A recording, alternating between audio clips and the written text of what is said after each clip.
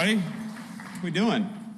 It's great to be here. Thanks to everybody for having me today, in particular Ben and Mark. And I just got to say hello to Ben and Catherine backstage. But I know apparently Mark has the flu right now. So Mark, wherever you are, I think I had the same flu like a few weeks ago. It sucks, but I'm sure you'll get through it.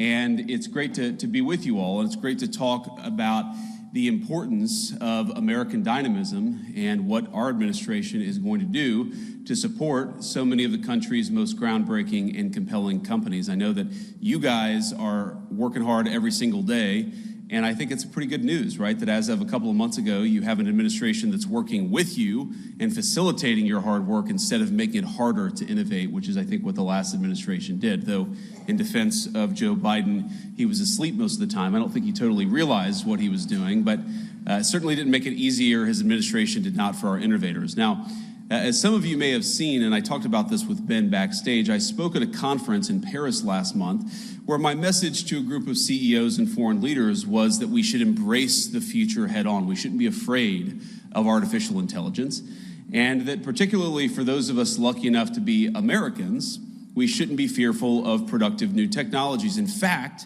we should seek to dominate them, and that's certainly what this administration wants to accomplish.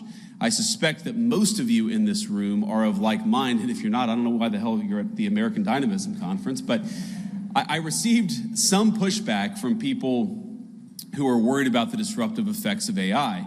One journalist suggested the speech highlighted the tension between the, quote, techno-optimists and the populist right of President Trump's coalition.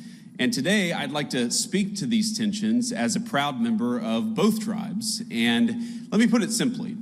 While this is a well-intentioned concern, I think it's based on a faulty premise. This idea that tech-forward people and the populists are somehow inevitably going to come to a loggerheads is wrong. I think the reality is that in any dynamic society, technology is going to advance, of course. And speaking as a Catholic, I think back to Pope John Paul II's opening lines of the encyclical